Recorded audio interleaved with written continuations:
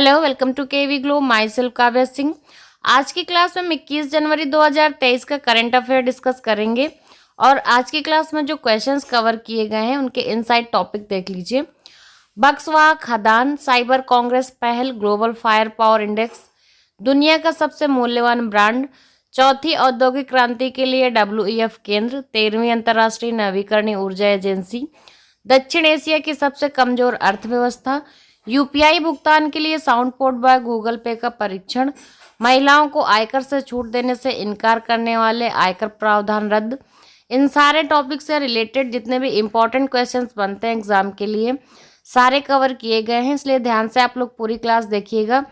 इन सारे एग्जाम के लिए सारे टॉपिक मोस्ट इंपॉर्टेंट हैं, जिनमें भी करंट अफेयर, जनरल अवेयरनेस से जनरल इंटेलिजेंस का पोर्शन आता है। मैं डेली ये चीज़ रिपीट करती हूँ ताकि आप लोग कंफ्यूज ना हो।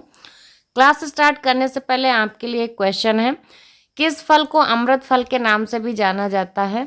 इसका सही आंसर आप लोग कमेंट बॉक्स में कमेंट करके बताइए। इसमें 4 फल के ऑप्शंस दिए हुए हैं। क्लास के एंड में इस क्वेश्चन को हम लोग डिस्कस करेंगे। स्टार्ट करते हैं आज की क्लास। पहला क्वेश्चन है, किस राज्य या केंद्र शासित प्रदेश की पुलिस ने साइबर कांग्रेस पहल लॉन्च की है? तो ये जो साइबर कांग्रेस पहल लॉन्च की गई है, ये लॉन्च की गई है तेलंगाना पुलिस द्वारा। सही आंसर है option D, Telangana. Telangana police की महिला सुरक्षा विंग ने हाल ही में साइबर कांग्रेस पहल शुरू की है। इसका जो उद्देश्य है, युवा पीढ़ी को साइबर अपराधों से खुद को और अपने समुदायों को बचाने के लिए आवश्यक ज्ञान और कौशल को प्रशिक्षित, सशक्त और लैस करना है। तो इसीलिए जो है तेलंगाना पुलिस ने ये साइबर कांग्रेस जो है पहल शुरू की है। नेक्स्ट क्वेश्चन है, चौथी औद्योगिक क्रांति के लिए WEF केंद्र कहाँ स्थापित किया जाएगा? तो ये जो WEF केंद्र स्थापित किया जाएगा, ये चौथी औद्योगिक क्रांति के लिए किया जाएगा और ये किया जाएगा हैदराबाद में। सही आंसर हो जाएगा option A.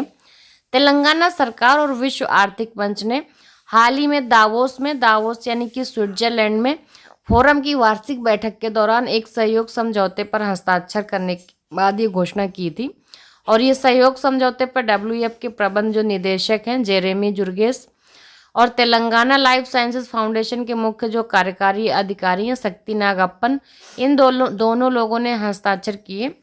Centre for the fourth industrial revolution Telangana एक स्वायत्त गैर लाभकारी संगठन होगा जो स्वास्थ्य देखभाल और जीवन विज्ञान पर ध्यान केंद्रित करेगा।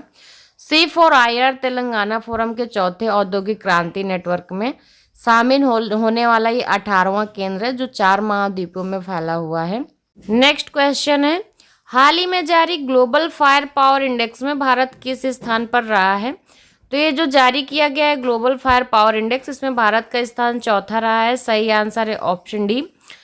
ये एक रिपोर्ट में कहा गया है कि भारतीय अर्थव्यवस्था के जो वर्ष 2047 तक $26 ट्रिलियन तक पहुंचने की संभावना है जो भारतीय अर्थव्यवस्था है, और ये 2047 तक की जो है अंदाजा लगाया गया है, जो कि भारत की स्वतंत्रता का 100वां वर्ष होगा 2047 में। इस रिपोर्ट में ये भी बताया गया है कि देश की प्रति व्यक्ति आय $15,000 से अधिक हो जाएगी, जिससे ये शीर्ष विकसित अर्थव्यवस्थाओं में शामिल हो जाएगा हमारा देश भारत। 6% प्रति वर्ष की स्थिर लेकिन मामूली विकास दर को बनाए रखने के बावजूद भी भारत अभी भी 2047-48 तक 26 ट्रिलियन अर्थव्यवस्था बनने में सक्षम होगा। प्रति व्यक्ति आय मौजूदा स्तरों से 6 गुना अधिक होगी। और ये जो भी अनुमान लगाए जा रहे हैं ये 2047 तक के लगाए जा रहे हैं, और भारत का जो आज़ाद हुआ समय हो जाएगा तब तक वो 100वां वर्ष होगा स्वतंत्रता का। नेक्स्ट क्वेश्चन है, किस देश ने 13वीं अंतर्राष्ट्रीय नवीकरणीय ऊर्जा एजेंसी की अध्यक्षता ग्रहण की है? तो ये जो अंतर्राष्ट्रीय नवीकरणीय ऊर्जा एजेंसी है ये 13वीं अध्यक्षता है और ये ग्रहण की है भारत ने। सही आंसर हो जाएगा ऑप्शन ए।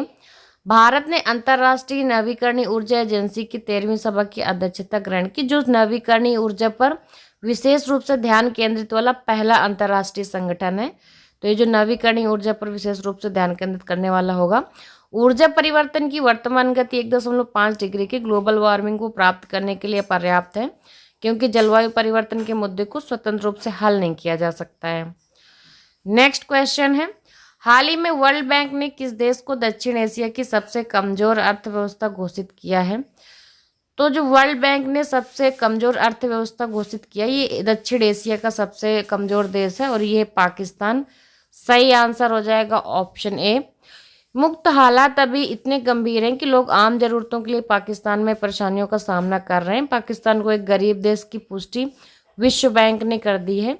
पाकिस्तान में पिछले साल जुलाई में बाढ़ आई थी, जिससे बड़े पैमाने पर खेत तबाह हो गए थे।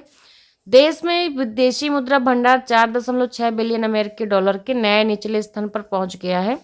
देश में कुल इतना ही विदेशी भंडार बचा है कि वो केवल 3 सप्ताह के लिए विदेशी आयात बिलों का भुगतान करने के लिए पर्याप्त होगा। पाकिस्तान की आर्थिक हालात को देखते हुए विश्लेषकों ने पाकिस्तान को राहत के लिए 33 अरब डॉलर की जरूरत बताई है। क्लास अच्छी लग रही हो तो क्लास को ज़्यादा से ज़्यादा शेयर जरूर करते जाइए आप लोग। नेक्स्ट क्वेश्चन है, दुनिया का सबसे मूल्यवान ब्रांड हाल ही में कौन सा बना है? तो जो ये ब्रांड है अमेजॉन है। सही आंसर हो जाएगा ऑप्शन है, ये दुनिया का सबसे मूल्यवान ब्रांड बन गया, सबसे ज़्यादा वैल्यूएबल। अमेजन ने गूगल और एप्पल को भी पीछे छोड़ दिया है। अमेजन की ब्रांड वैल्यू 31,550 करोड़ डॉलर है, जो कि करीब 21.9 लाख करोड़ रुपए इस समय अमेजन की वैल्यू। पिछले एक साल में अमेजॉन की जो ब्रांड वैल्यू में इजाफा हुआ है वो 52% का हुआ है, यानी कि 52% का। और जो पोजीशन है जो एप्पल की वो दूसरे स्थान पर है, फर्स्ट नंबर पे अब अमेजॉन हो गया है। नेक्स्ट क्वेश्चन है, गूगल ने किस देश में हाल ही में यूपीआई भुगतान के लिए साउंड पोर्ट बाय गूगल पे का परीक्षण किया है? तो गूगल ने जो है यूपीआई भुगतान के लिए साउंड पोर्ट बाय गूगल पे का परीक्षण किया है, और ये किया है भारत में। सही आंसर हो जाएगा ऑप्शन डी। गूगल भारत के बाजार के लिए एक साउंड बॉक्स पर सक्रिय रूप से काम कर रहा है।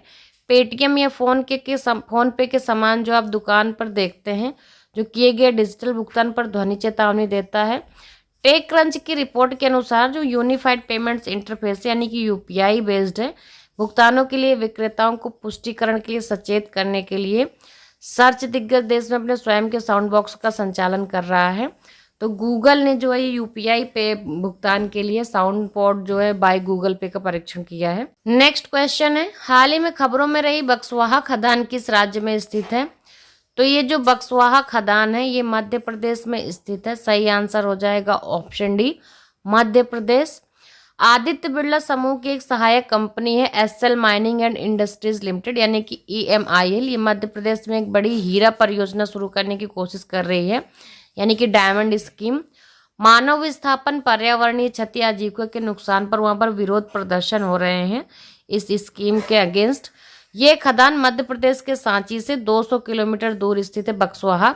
तो बक्सवाहा में एक जंगल के अंदर स्थित है ये खदान। मध्य प्रदेश में जो देश के कुल हीरा संसाधन का लगभग 90% जो है वहां पर शेयर है। तो अगर क्वेश्चन आता है कि भारत में सबसे ज्यादा जो है हीरे संसाधन का भाग कहाँ पर है, तो इसका आंसर हो जाएगा मध्य प्रदेश। 90% हिस्सा मध्य प्रदेश में है। आंध्र प्रदेश और छत्तीसगढ़ अन्य राज्य जो हीरे का उत्पादन करते हैं। नेक्स्ट क्वेश्चन है, सर्वोच्च न्यायालय ने हाल ही में किस राज्य की महिलाओं को आयकर से छूट देने से इनकार करने वाले आयकर के प्रावधान को रद्द किया है? तो ये है सिक्किम। सही आंसर हो जाएगा option D, Sikkim. Supreme court ने हाल ही में आयकर के उस प्रावधान को रद्द कर दिया है जिसमें गैर सिक्किमियों से शादी करने वाली सिक्किम की महिलाओं को छूट नहीं दी गई थी। तो इसलिए सुप्रीम कोर्ट ने सिक्किम की महिलाओं को आयकर से छूट देने से इनकार करने वाले आयकर के प्रावधान को ही रद्द कर दिया है। क्लास के स्टार्टिंग में आपसे क्वेश्चन पूछा था कि किस फल को अमृत फल के नाम से भी जाना जाता है। तो ये बेसिक क्वेश्चन है, आप लोगों को पता होगा कि अमृत फल के नाम से जाना जाता है अमरूद को। सही आंसर हो जाएगा ऑप्शन सी, क्योंकि अमरूद जो है कई औषधि के रूप में भी कई चीज़ों में जो है यूज़ होता है, उपयोग किया जाता है दवा के रूप में। कल की क्लास के एंड में आपसे क्वेश्चन पूछा था कि किस कंपनी ने हाल ही में वीमेंस IPL के मीडिया राइट्स हासिल किए हैं। तो वीमेंस IPL के जो मीडिया राइट्स खरीदे हैं ये वाइकॉम 18 ने खरीदे हैं। सही आंसर है ऑप्शन बी। इसका सही आंसर जिन लोगों ने दिया है उनके नाम है अभिषेक पासवान, मोहित कुमार, प्रीति दिवाकर, निक्कू, बिरजू कुमार, ममता प्रधान। आज का क्वेश्चन है आपके लिए, भारत में सबसे ज़्यादा ऑनलाइन गेम खेलने वाला राज्य हाल ही में कौन सा बना है? तो इसका सही आंसर आप लोग कमेंट बॉक्स में कमेंट करके बताइए। और क्लास से रिलेटेड अगर कोई सजेशन है तो प्लीज़ वो भी ज़रूर दीजिए कमेंट में। क्लास अच्छी लगी हो तो लाइक शेयर करना ना भूलिए, और जो लोग चैनल पर पहली बार आते हैं तो चैनल को सब्सक्राइब करके बेल आइकन ज़रूर दबाएं, जिससे आगे आने वाली क्लासेस आपको ईजिली मिलेंगी। And thanks for watching.